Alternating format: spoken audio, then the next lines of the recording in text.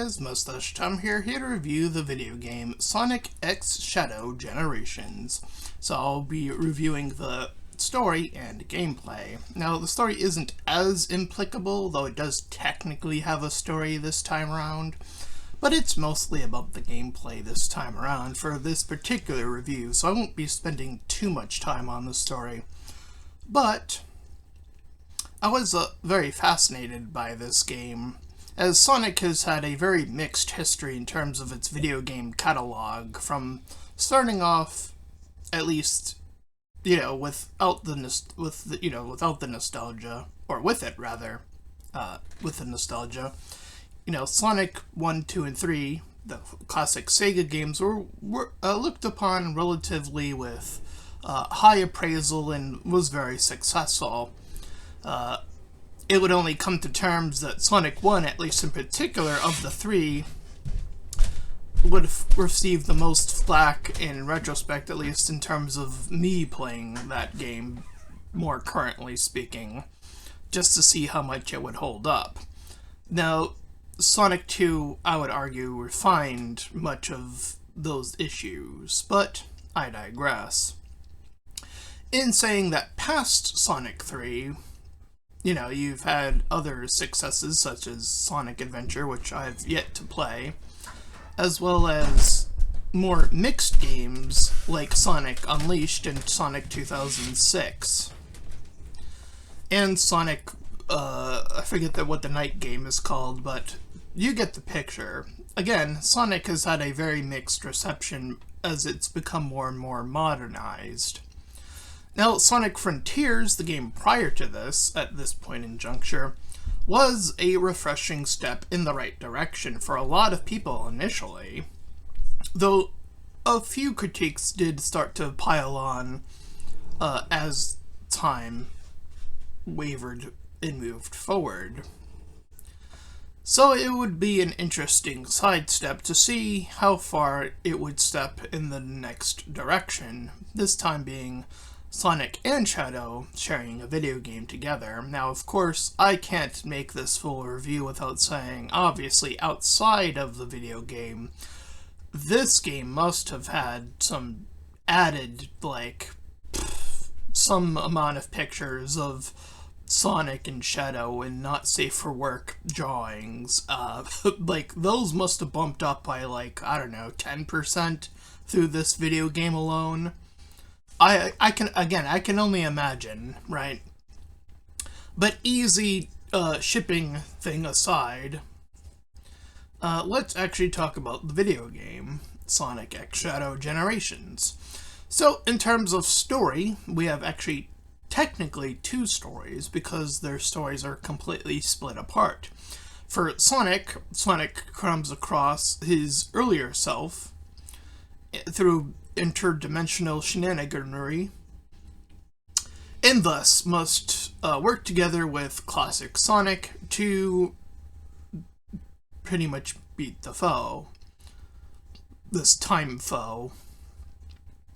And in the process, that was immediately going to jump into gameplay. As you can see, the story isn't really much to write home about, and I think they're celebrating Sonic's birthday or something along those lines. I'm pretty sure, something along those lines anyway. At any rate, while Sonic is dealing with that, Shadow is also dealing with a different time shenanigery. He has to be confronted with the past of Maria and seeing her once more, as well as the entity that had quote-unquote made him, versus the other one that truly made him. So yeah, Shadow's canonical story is a little bit more complex than I originally thought it was.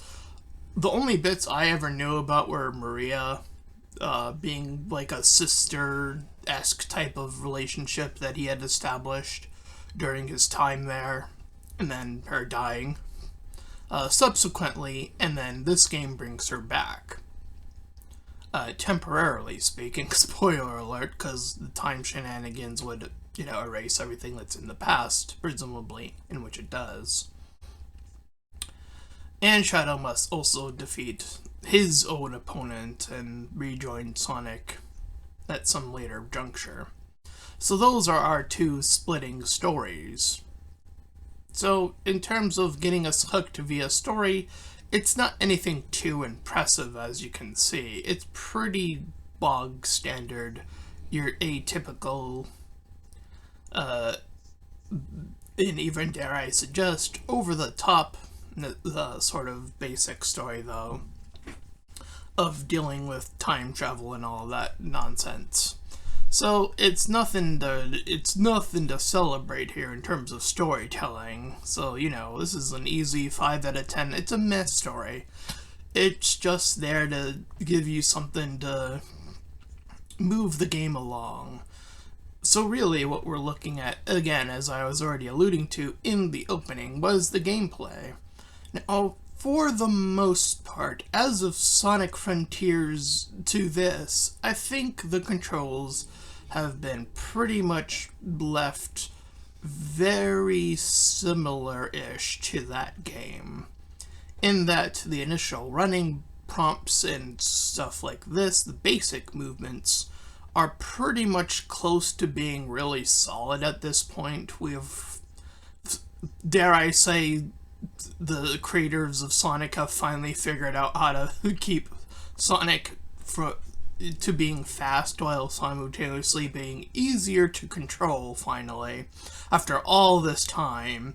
Because that has been a consistent issue with Sonic, you see, with his speed, is that in prior games, including Sonic Frontiers to an extent, that sometimes his speed would make you lose control, and then you would end up doing something you didn't want to do, end up in a place you didn't want to end up, etc., etc. Now, unfortunately, this game doesn't fully escape that criticism either. It actually shares a lot of them, if anything else. Especially in Shadow's campaign versus Sonic. Sonic has a bit of a speed boost problem and a transition from lane to lane problem. Those are about the two issues I can think of, and they aren't too distracting, and nor are they that bad. They're just a little bit of a hindrance.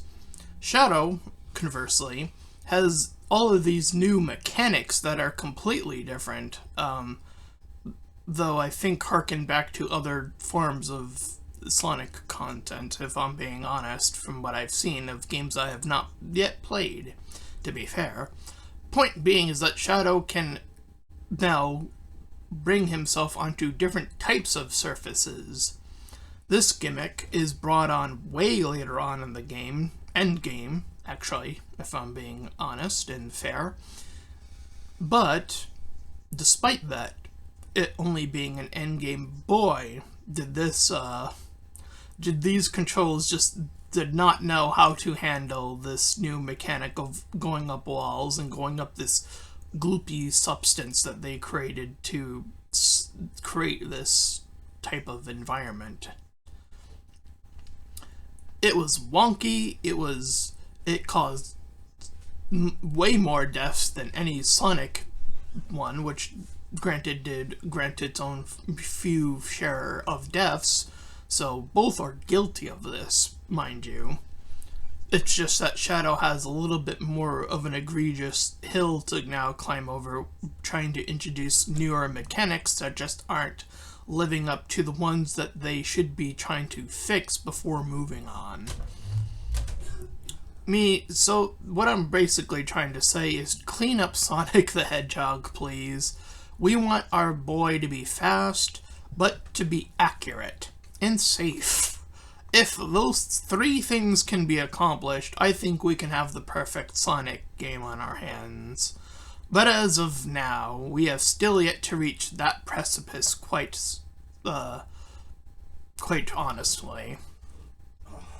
But I can't deny that going through this game, especially during Sonic's campaign versus Shadow's, that the nostalgia trip was delightful. It was nice to go back to all these classical stages revamped and relooked in the modern era, with all the classical music to accompany it as well.